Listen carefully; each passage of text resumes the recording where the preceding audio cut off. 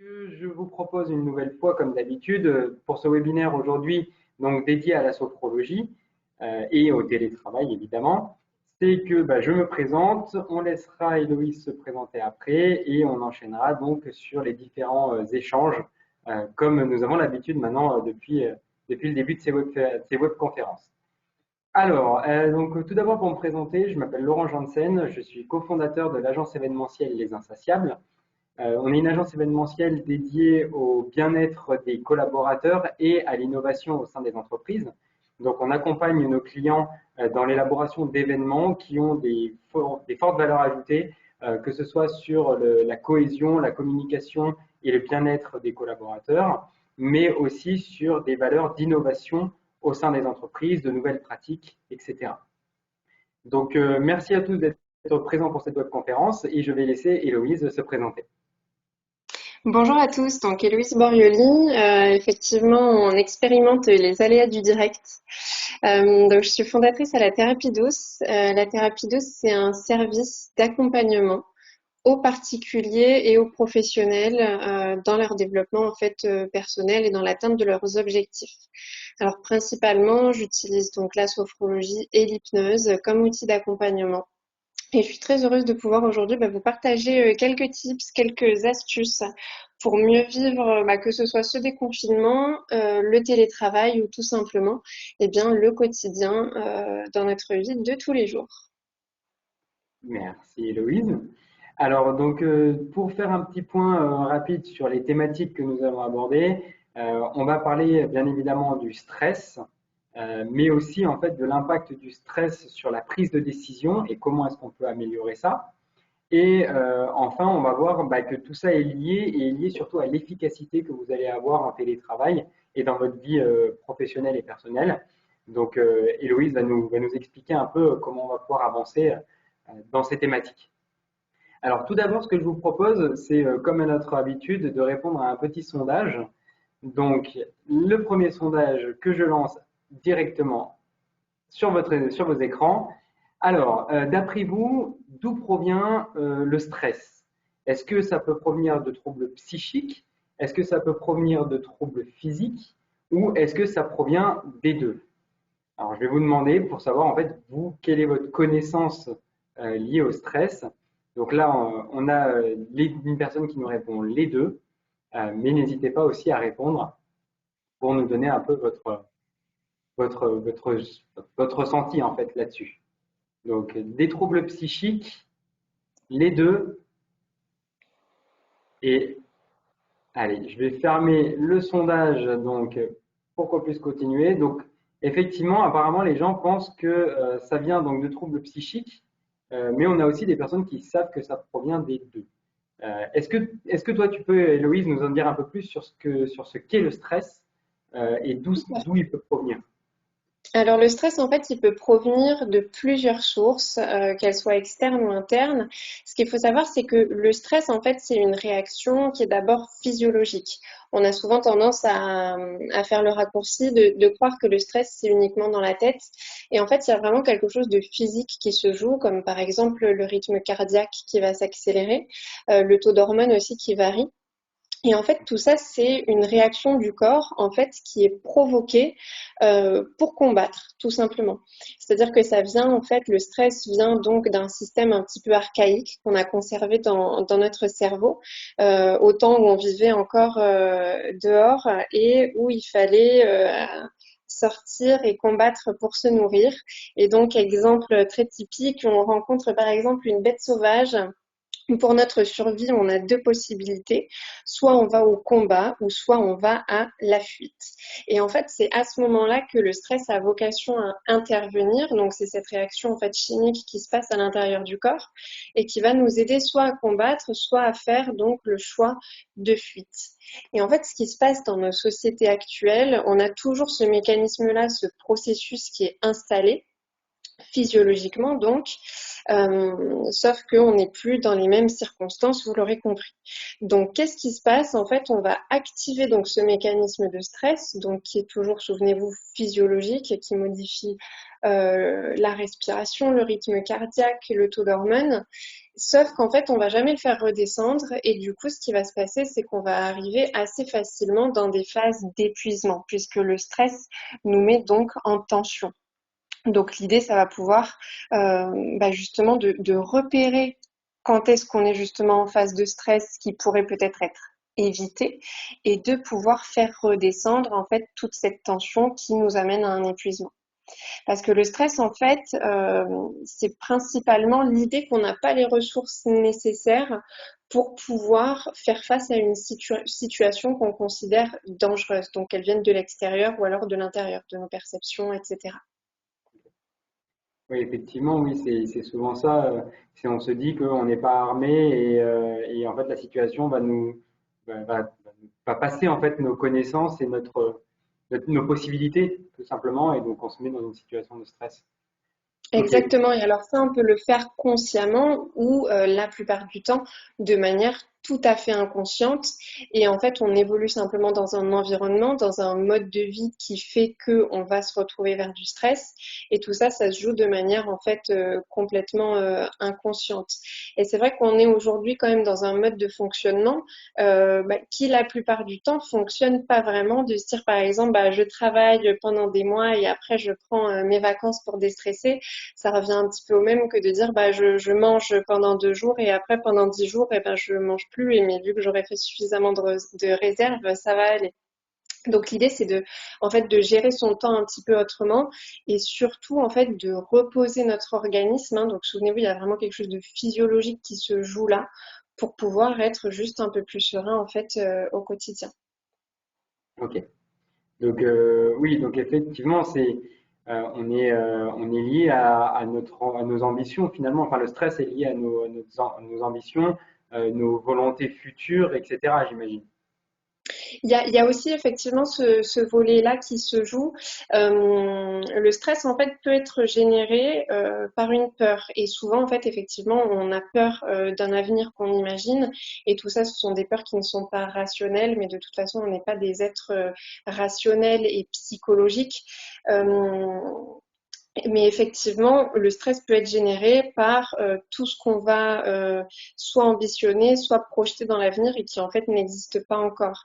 Donc l'idée, c'est aussi de ramener au moment présent, hein. Il y a vraiment cette notion de ramener à quelque chose de peut-être plus rationnel pour pouvoir justement éviter toutes ces peurs qui peuvent se projeter dans l'avenir et générer du coup à l'instant T du stress.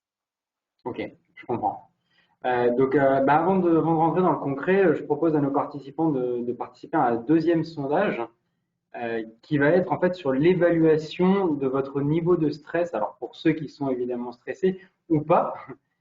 Donc là, vous pouvez évaluer en fait, est-ce que vous n'êtes pas stressé, est-ce que vous êtes peu stressé, est-ce que vous êtes généralement stressé ou est-ce que vous êtes très stressé en ce moment. Donc alors, ça peut être en ce moment, mais c'est aussi de manière générale en période de télétravail.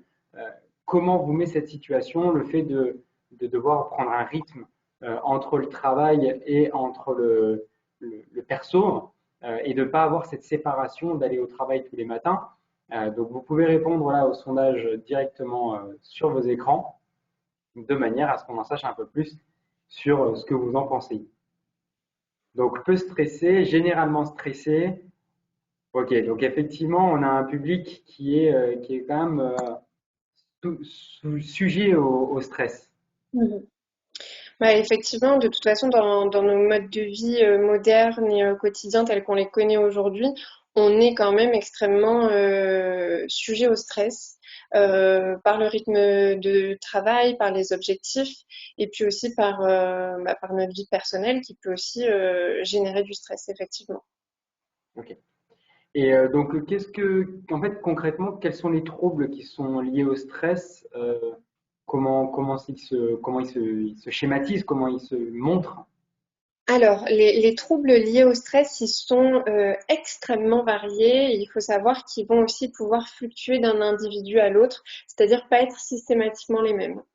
quand même, on retrouve assez régulièrement, assez fréquemment, les troubles du sommeil. C'est-à-dire un sommeil qui va être soit pas réparateur, soit des insomnies, soit de difficultés à s'endormir, soit des réveils nocturnes. Donc tout ce qui est autour de la qualité du sommeil et qui fait en fait qu'à un moment donné, on entre un petit peu dans un cercle vicieux puisqu'on est stressé, donc on dort mal et puisqu'on dort mal, ben, on est stressé aussi. Donc à ce moment-là, on génère un cercle vicieux qui est pas très agréable à vivre, qui va générer aussi des troubles de l'humeur. On peut avoir des troubles de l'appétit. On peut avoir des problèmes de peau aussi qui peuvent être liés au stress. Et puis, ça peut générer aussi de l'anxiété. Parce qu'il faut savoir donc que l'anxiété, c'est pas la même chose que le stress, mais le stress favorise le terrain à l'anxiété. L'anxiété, c'est plus des angoisses qui vont être comme ça diffuses. Et donc, ça influe en fait directement sur la qualité de vie, et cela à plusieurs niveaux. Ok, très bien. Et donc j'imagine qu'on peut, enfin, il y a des moyens en fait de réduire ce Oui. stress au quotidien. Complètement. Alors en fait, il y a des moyens de réduire ce stress, de mieux le gérer, de mieux vivre avec.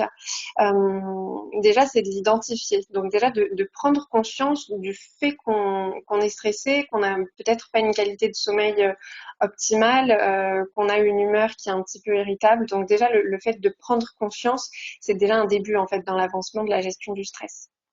Ensuite, l'idée, c'est de s'installer aussi des petits rituels, des pauses, des choses comme ça. Et ça, c'est vraiment propre à chacun, en fait. L'idée, c'est de trouver ce qui nous convient. Mais il y a en fait, ce qu'il faut savoir avec le stress, c'est que quand on est très calme, on va avoir, par exemple, une respiration qui est plus au niveau du ventre, donc une respiration ventrale. Ok. Avec le stress, on va avoir tendance à avoir la respiration qui va monter, c'est-à-dire qui va se jouer plus au niveau de la cage thoracique, voire complètement au niveau des clavicules. Et ça, en fait, cette respiration, donc qui est un phénomène physique, va envoyer, si vous voulez, un message de détresse au cerveau. Et donc là aussi, on rentre dans ce cercle vicieux, puisque le cerveau donc reçoit un message d'alerte, la respiration étant de plus en plus haute et de moins en moins profonde, qui envoie à son tour, donc le cerveau qui envoie à son tour au corps un message de stress. Et en fait, l'idée, c'est de couper ce phénomène-là tout simplement en fait en s'entraînant à avoir déjà une respiration qui va être beaucoup plus au niveau du ventre. Donc c'est-à-dire que vous pouvez vraiment vous entraîner en fait à poser vos mains directement sur le ventre et en fait à faire gonfler le ventre à l'inspire et le laisser se dégonfler à l'expire. Alors parfois ça peut être assez difficile en fait comme exercice parce qu'on n'a pas forcément l'habitude de respirer comme ça, mais c'est la respiration des bébés et c'est celle qui physiologiquement en fait nous correspond le plus.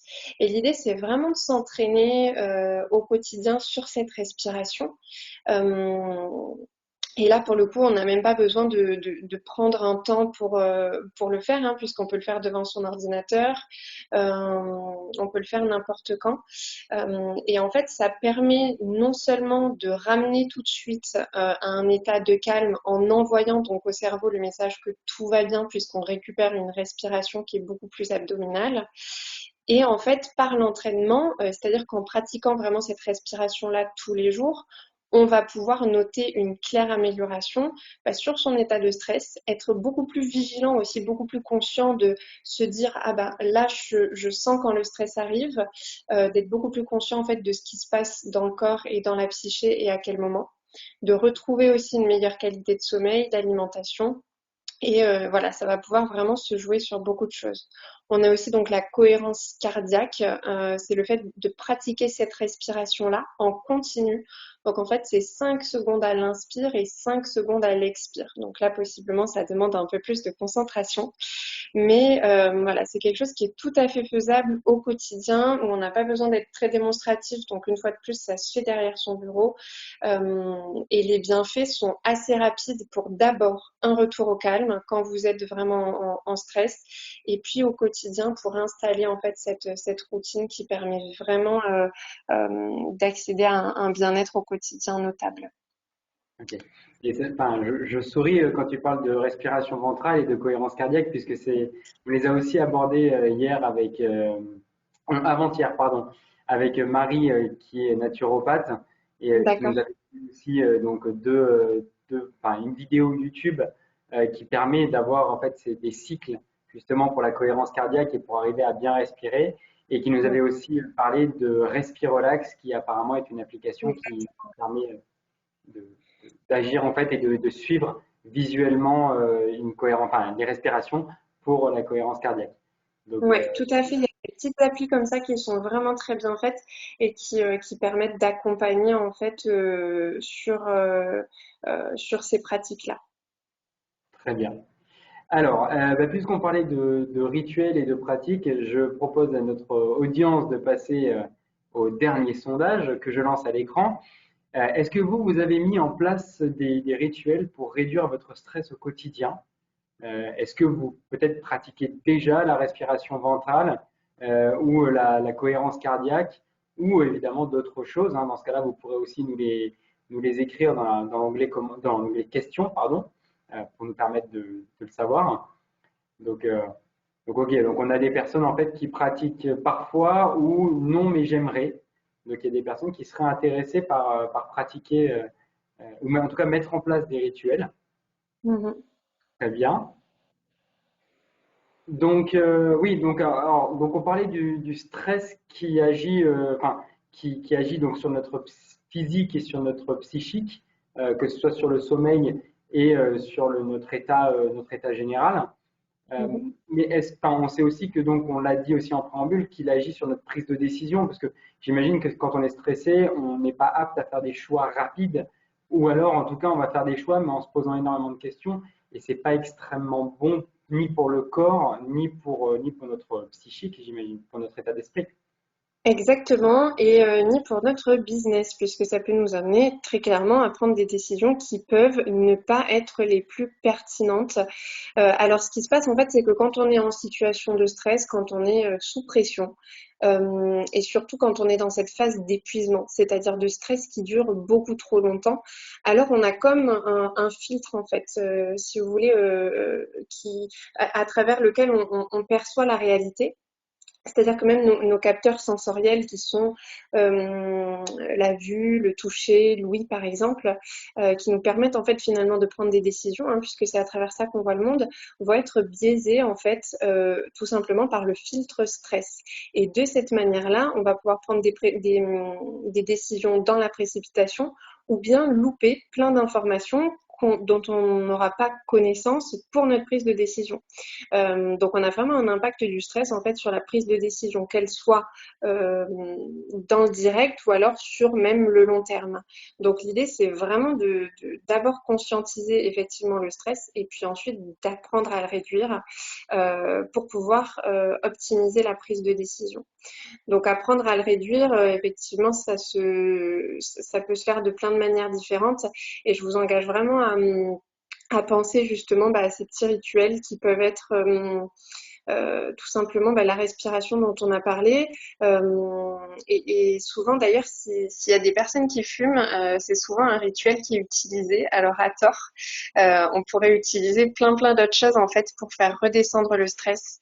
Et si on prend 5 minutes toutes les 2 heures pour aller fumer, on peut aussi les prendre pour faire quelque chose qui peut être plus bénéfique pour le corps. Ça peut être une méditation, ça peut être simplement le fait de prendre l'air, ça peut être une reconnexion au corps. L'idée aussi, c'est de faire juste un peu un stop avec le cerveau, avec les idées qui viennent comme ça sans cesse, et de pouvoir en fait focaliser son attention sur autre chose. Et la respiration intervient aussi à ce niveau-là, c'est-à-dire qu'en plus des bienfaits physiologiques donc que ça a, le fait de focaliser son attention sur la respiration, c'est aussi détourner l'attention et donc faire un vrai break en fait avec toutes les idées qu'on peut ressasser en permanence et tout ce qui va générer, cette fois de manière inconsciente, du stress.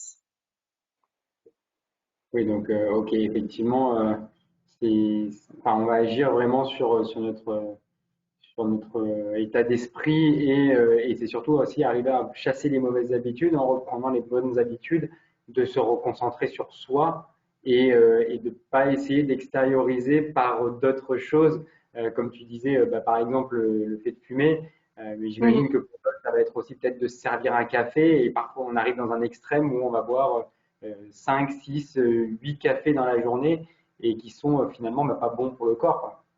Exactement, et du coup ça procure l'effet inverse et ça va pour le coup pas nous aider dans notre qualité de sommeil et dans notre qualité de vie. Donc en fait l'idée c'est vraiment de rompre ce cercle-là et c'est juste par des toutes petites choses, des petites actions que ça commence. Donc c'est vrai que c'est pour ça que j'aime bien parler de la respiration parce que c'est des choses qui sont faciles et l'idée c'est pas de changer de mode de vie du jour au lendemain, mais de pourquoi pas ajouter des petites touches comme ça, des choses qui font que on vit son quotidien bien mieux et ça a vraiment sa place en plus dans le monde moderne et dans le monde dans lequel on évolue. Peut-être il y a quelques années, si on parlait de respiration, de méditation, on se disait que c'était voilà que c'était pas du tout en phase avec le monde dans lequel on vit aujourd'hui. Et pourtant, aujourd'hui, on est vraiment aussi à cette époque-là où c'est possible d'allier business, travail à bien-être et connexion à soi et toutes ces choses-là.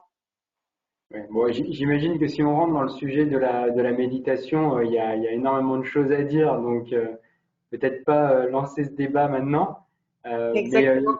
je pense que tu pourras nous partager des éléments dans l'email qu'on enverra aux participants après la conférence Ouais. pour leur apporter peut-être un peu plus de précision à ce niveau-là.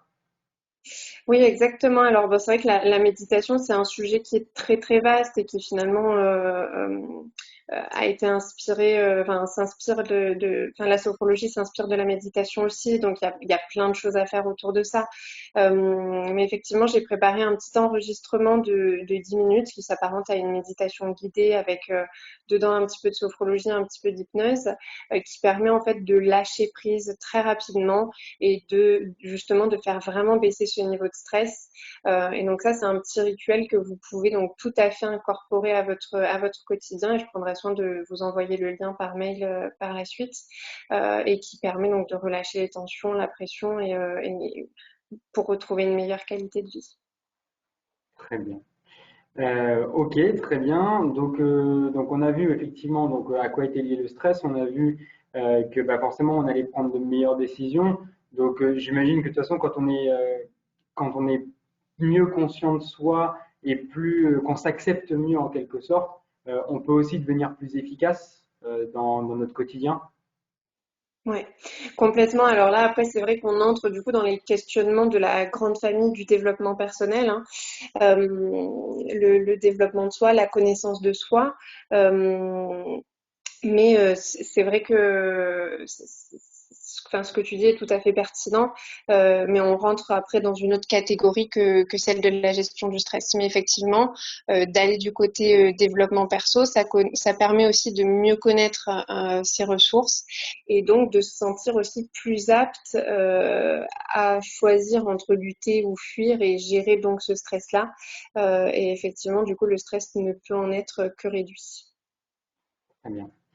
Et enfin, alors il y a Justine qui nous pose une question, qui nous demande quelle est la différence avec l'anxiété. Alors, en fait, l'anxiété, c'est une sensation de peur qui va être complètement diffuse. Ça se joue pas au même niveau physiologiquement, donc sans rentrer dans les détails de la neuroscience. En fait, l'anxiété, on a peur, mais on sait pas trop pourquoi. Et en fait, ça vient se poser sur le terrain du stress qui prépare donc un terrain favorable à l'anxiété. Alors que le stress, c'est vraiment une réaction qui a vocation normalement à être vraiment temporaire, qui devient problématique que lorsqu'elle est prolongée. Et c'est lorsqu'elle est prolongée que ça devient donc un terrain favorable pour l'anxiété, qui est donc une peur un petit peu diffuse de on ne sait pas trop pourquoi, en général qui va être associée par exemple à une peur de mourir. Ok. Voilà. Ouais. Petite touche joyeuse pour Exact. presque terminer cette notre conf. Alors, donc nous, on a fait un peu le tour, il me semble, puisqu'on a eu quelques exemples concrets de manière de réduire son stress. On a répondu aussi un peu à deux, trois questions. Est-ce que parmi le public, vous avez, vous, des questions pertinentes sur ce sujet? Est-ce que vous avez des remarques ou des choses à demander à Héloïse? Et sinon, Héloïse, est-ce que tu as, toi, des choses à ajouter? Bah, écoute, ça me paraît assez, voilà, je pense qu'on a fait le tour du sujet, en tout cas sur la gestion du stress. Donc, comme dit précédemment, je vous enverrai par mail un enregistrement que vous pouvez écouter au quotidien. Et voilà, l'idée, c'est, enfin, si j'ai un message en tout cas à transmettre aujourd'hui, c'est simplement de commencer par petites touches et vraiment commencer à pratiquer cette respiration ventrale là, que ce soit en situation d'urgence où vous sentez que la pression monte ou vraiment d'incorporer ça en fait dans votre quotidien comme rituel. Testez ça ne serait-ce que sur une semaine et voyez les bénéfices que ça peut vous apporter. Très bien. Et rappelle-moi, toi, tu es basé à Aix-en-Provence, c'est ça? Oui, c'est ça. Alors j'exerce donc sur Aix-en-Provence, j'ai mon cabinet sur Aix-en-Provence et je suis également formatrice de sophrologie à l'école de sophrologie d'Aix-Marseille. Et je fais aussi des suivis donc directement en visio. Ok. Eh ben, très bien. Bah, ça pourra peut-être intéresser quelques-uns des participants. En tout cas, bah, je pense que Héloïse restera à disposition si jamais vous avez des questions et des Tout envies à un peu fait. particulières. Je pense qu'elle pourra les aborder avec vous. Bah, merci beaucoup en tout cas Héloïse pour ton intervention. Merci à toi. Merci, merci aux participants d'être restés jusque-là. Nous, on se retrouve donc demain pour la dernière des webconférences sur le télétravail et la santé avec William, qui est coach de développement personnel. Ah, et on aura une question juste après. Donc, je finis ma petite phrase et on revient à la question. Oui, donc on a une dernière webconférence avec William qui est coach personnel et d'entrepreneur et qui sera là en fait pour nous prodiguer pas mal de conseils de motivation et d'organisation pour améliorer en fait son espace de télétravail et sa productivité. Donc même heure, 14 heures, et vous pouvez vous inscrire sur les différents liens qu'on vous a déjà envoyés. Sachez aussi que toutes les webconférences sont disponibles en vidéo, enfin vont être disponibles en vidéo. Donc restez aussi à l'affût. Si jamais vous avez loupé une des webconférences, vous pourrez les revoir. Et j'en reviens à la question de Laurie. Alors, euh, comment se relaxer en cours parce qu'elle est étudiante et car il est difficile de se concentrer sur la respiration avec le bruit et les personnes autour. Alors, si c'est compliqué pour toi, tu peux alors t'entraîner en fait à le faire dans un endroit calme et tu verras que ça deviendra un automatisme. Et après, en fait, c'est tout à fait possible de choisir où on a envie de focaliser son attention, mais là, c'est un entraînement et du coup, ça va être tout à fait possible de le faire en cours, au travail, du coup, ou n'importe où. Mais si pour toi, c'est plus confortable de commencer par le faire dans un endroit calme, où t'es pas entouré de bruit, etc., sens-toi libre de commencer comme ça, de choisir un moment dans la journée où tu es au calme pour le faire. Et après, tu verras que ça deviendra un automatisme et qu'à n'importe quel moment, tu pourras choisir en fait de te reconnecter à ton corps, de faire baisser le stress par la respiration, puisque déjà, tu seras bien entraîné avec ce mécanisme. Oui, effectivement, ouais, un exemple un peu différent, mais qui est la même chose, c'est par exemple la lecture. Il y a des gens qui arrivent très facilement à lire avec beaucoup de bruit et de mouvement autour, et d'autres n'y arrivent pas du tout. Et c'est souvent lié effectivement à l'exercice et à l'entraînement. Ouais. Il y a de ça aussi, mais il faut savoir que de toute façon, la respiration, en fait, on respire tout le temps. Donc, du coup, on a vraiment possibilité de le faire à n'importe quel moment. Mais voilà, ça peut effectivement être juste un apprentissage de concentration et pourquoi pas commencer au début au calme si c'est préférable. Très bien. Bon, eh ben merci donc Héloïse, puisqu'on n'a pas d'autres questions pour le moment. Donc merci Héloïse, merci à tous les participants. Et ben, je pense qu'on va se retrouver demain pour ceux qui seront disponibles pour finir cette session enfin, cette série pardon, de webconférences de la meilleure des manières qui soit. Merci à tous. Et bon après-midi. Au revoir.